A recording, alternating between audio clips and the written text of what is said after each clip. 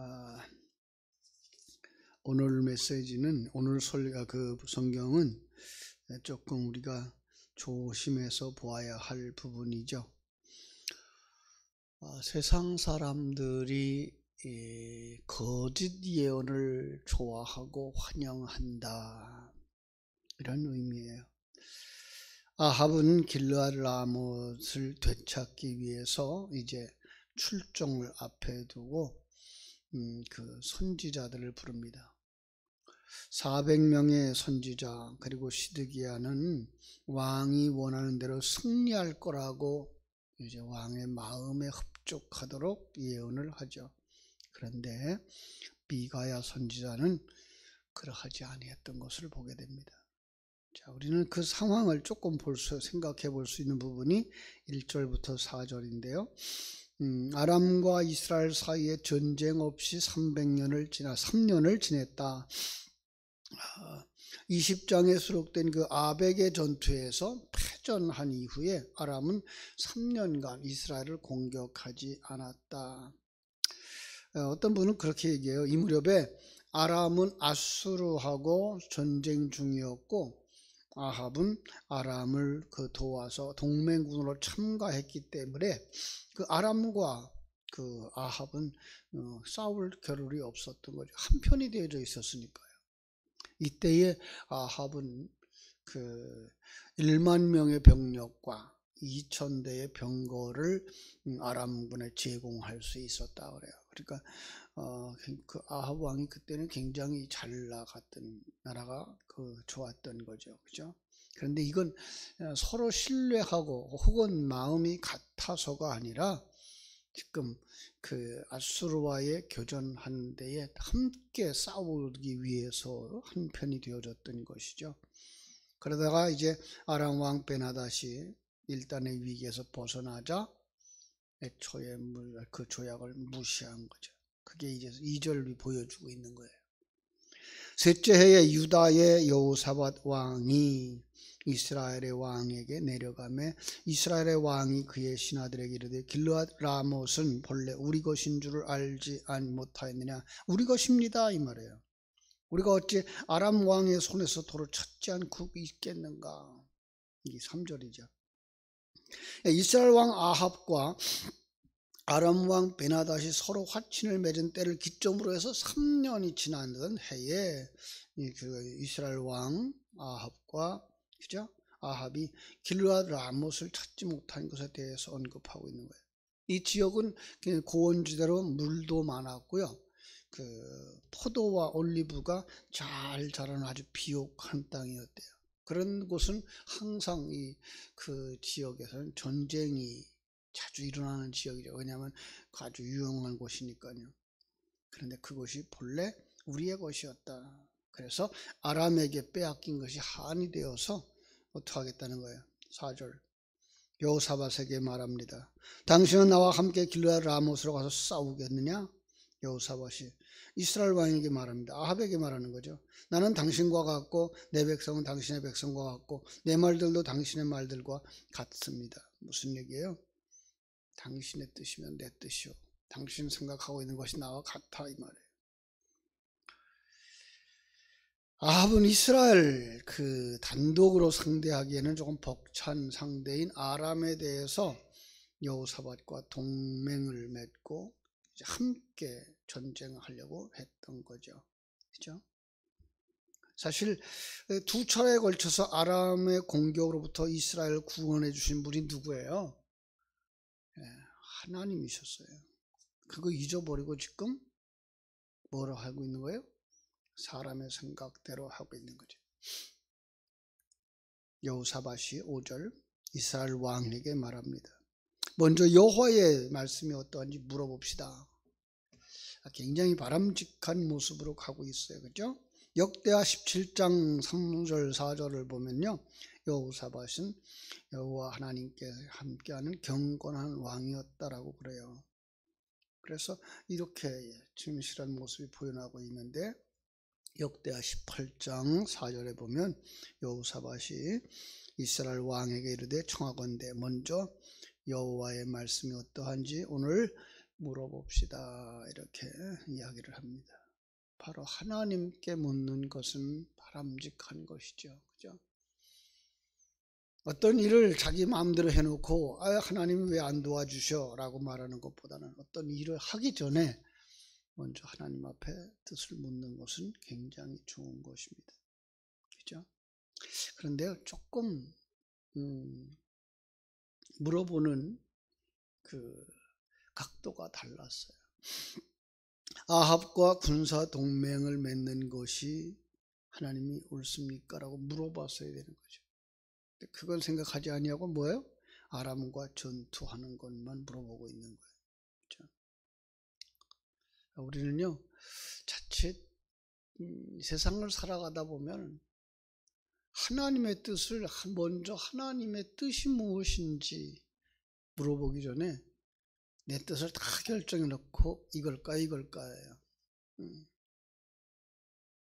그러니까 하나님이 원하는 건 그것이 아닌 전혀 다른 생각일 텐데 불구하고 사람은 여전히 자기 생각 속에서 판단을 하려고 갈 때가 많다는 거죠. 지금 이스라엘과 아합과 유다가 동맹을 맺어야 될 것인가 말 것인가도 하나님을 묻지 아니하고 이 둘이 하나 되어져서 아람과 싸우겠다는 거예요.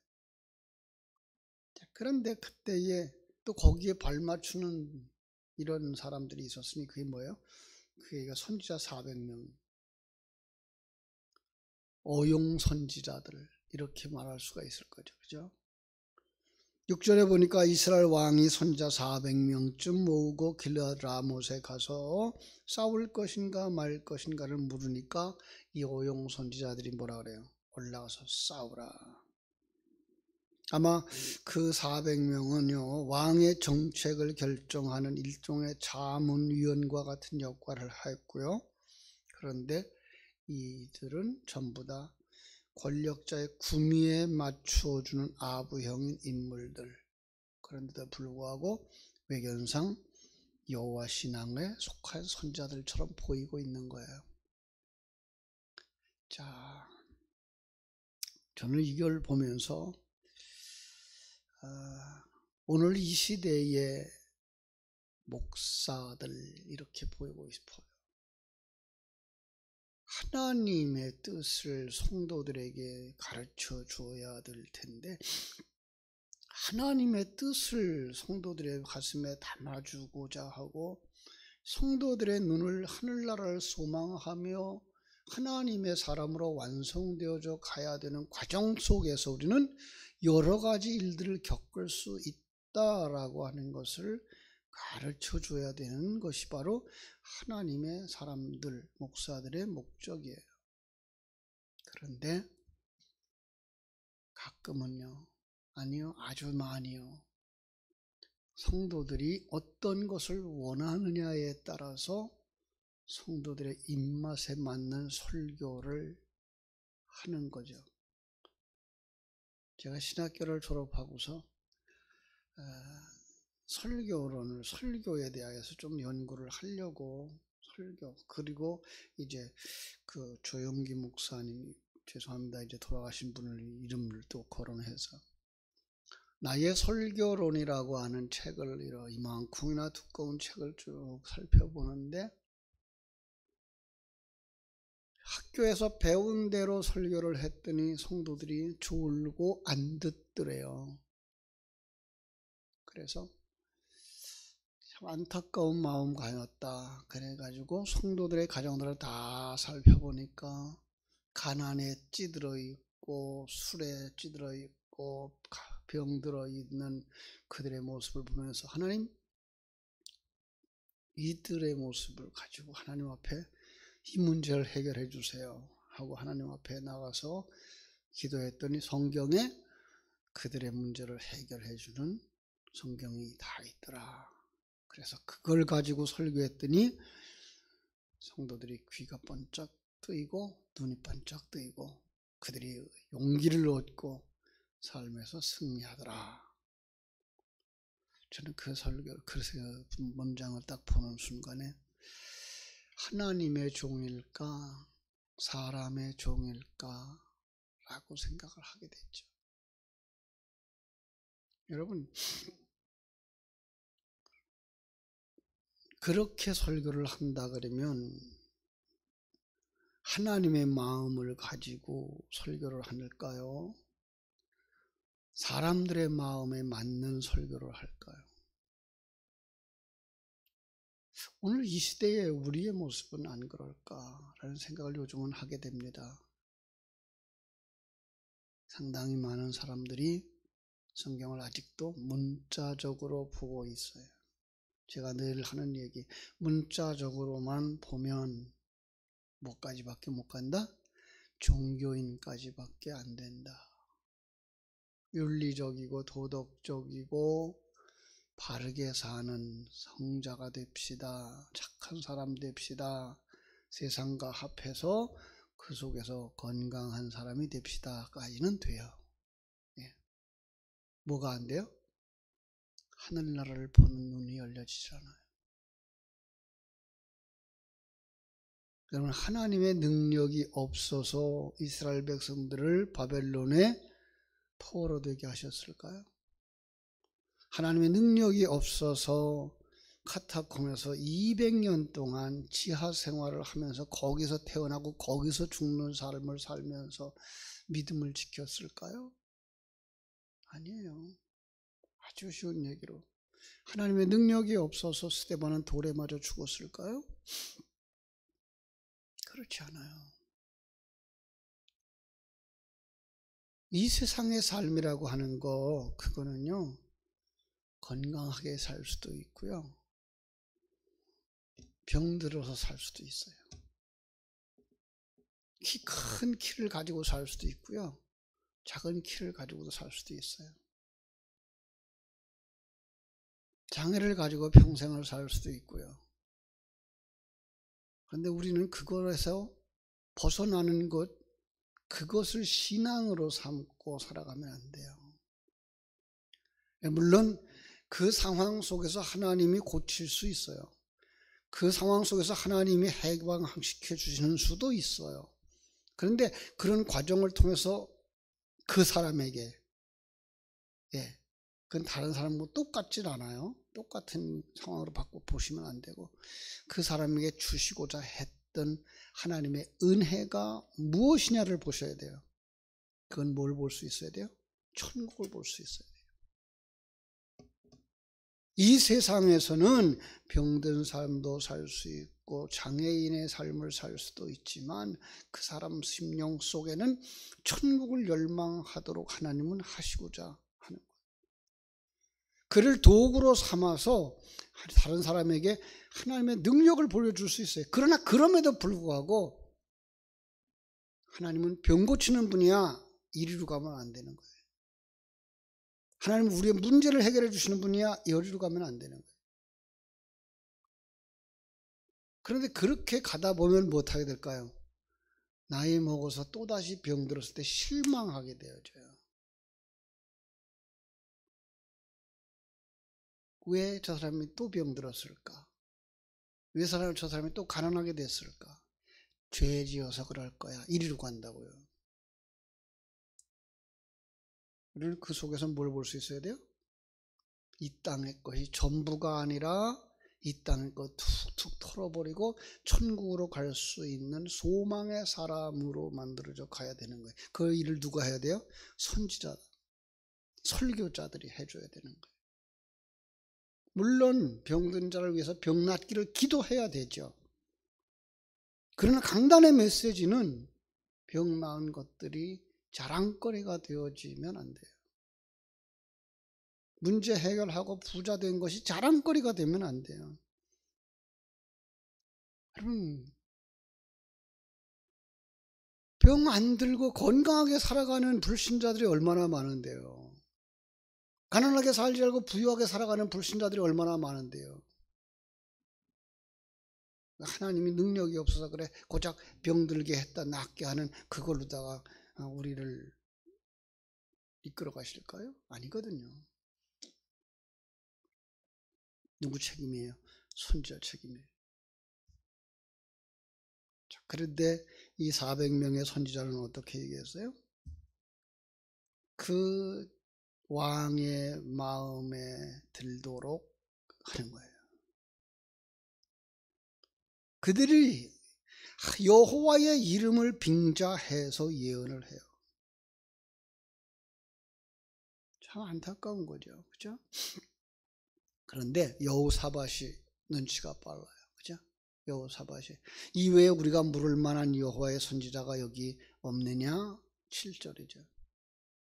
400명 선지자들의 예언의 말을 듣고도 참 만족하지 못했던 거예요. 달콤한 말임에도 불구하고 여호와의 신앙 가운데 살아온 여호사밧이 민감하게 이 무리의 예언이 석연치 않음을 느꼈던 거죠. 그때에 아합이 얘기를 합니다. 여호사밧 왕에게 이르되 아직도 이물라의 아들 미가야 한 사람이 있는데 그 사람 내게 길한 예언을 한 적이 없어. 흉한 일만 예언해서 내가 그를 미워하는데 여호사밧이 그럽니다. 왕은 그런 말씀하지 마시오. 자, 그리고 이제 그 사람을 데려오죠. 미가야를 오게 합니다. 그죠? 그 자리에 사람들이 아주 위험 있는 분위기를 만들어내고 있어요. 10절 이스라엘의 왕과 유다 여호사밧 왕이 왕복을 입고 사마리아 성문 어귀 광장에서 각기 왕좌에 앉아있고 모든 선지자가 그들 앞에서 예언을 하고 있는데 거기에 누가 등장합니까? 미가야가 등장을 합니다. 그런데 미가야를 부르러 간 사람이 뭐라고 얘기했는지 보세요. 13절 14절 미가야를 부르러 간 사신이 일러 이르되 선지자들의 말이 하나같이 왕에게 길하게 예언을 하는데 청하건대 당신도 그들 중 한 사람의 말처럼 길하게 해주시오.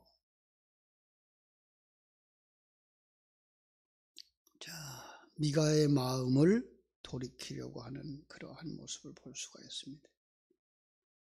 무엇과 같아요? 앞장서 있는 장로들과 권사들, 중직자들이 목사에게 요구하고 있는 거예요. 편안한 설교해 주세요. 좋은 설교해 주세요. 알아듣는 설교해 주세요. 우리 마음 편안하게 해 주세요. 이번에 새로운 목사님을 청빙할 때 우리 중직자들이나 우리 성도들의 귀가 이렇게 열리지 않았으면 좋겠어요. 달콤한 설교를 들으려고 하지 마시고 정말 영적인 설교를 해주는 그런 목사를 모셨으면 좋겠어요. 사람들의 마음은 어디로 간다고요? 귀에 듣기 좋은 설교를 하는 사람, 재미있게 설교를 하는 사람. 그러면 어떻게 될까요? 망하는 겁니다. 우리의 소망은 이 세상에 있지 않습니다. 우리의 소망은 예수를 믿어서 이 세상에서 오래 살고 이 세상에서 잘 사는 데 있지 않습니다. 우리의 소망은 이 세상 것을 넘어선 곳에 하나님이 주시는 평안함이 있음을, 그리고 이 세상 너머에 우리의 육신의 모습을 툭툭 털어버리고 들어갈 천국을 소망하도록 그렇게 설교해 주는 사람들이어야 됩니다. 하나님의 뜻입니다. 이 새벽에는 여러분들이 그 일을 위해서 기도해 주셨으면 좋겠어요. 정말 설교는 말은 능하지 아니할지라도 그분의 중심이 하나님을 향하여 있고 어그러진 길로 가는 사람 바르게 세워줄 수 있고 그 일을 위해서 성도들을 훈련시킬 수 있고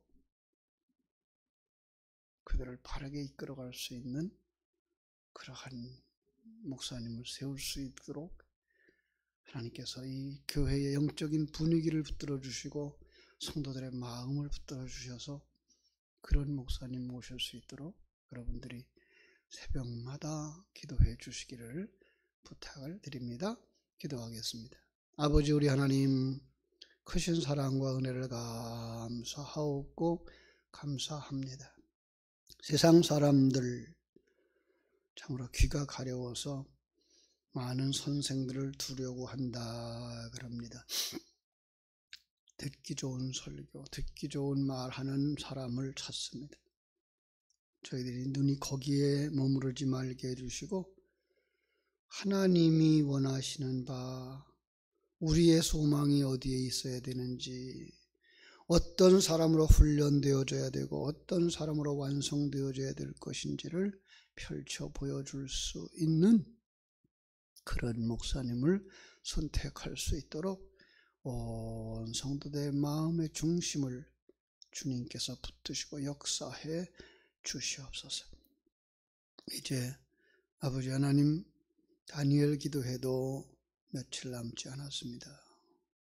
하나님께서 남은 며칠 동안에도 참으로 많은 강사들을 세워서 말씀 전할 때 그 속에서 우리는 그들이 경험했던 그 자극적인 어떤 것만 보지 말게 해주시고 하나님이 저 사람을 어떻게 훈련시키며 만들어 가고 있는가를 볼 수 있는 눈들이 열려져서 그들 속에 일하시는 하나님은 지금 나와 함께 하고 계시는 하나님이다라는 사실들을 믿는 믿음 안에서 견고하게 서서 갈 수 있도록 우리 하나님, 우리의 눈을 열어주시고 우리의 믿음을 견고하게 세워 주시옵소서. 세상의 달콤한 말에만 귀를 기울이지 말게 해주시고 진리를 되새김질할 수 있는 복된 성도들이 되도록 우리 하나님 도우시고 역사하여 주시옵소서. 거룩하신 예수님 이름으로 기도하옵나이다. 아멘. 하늘에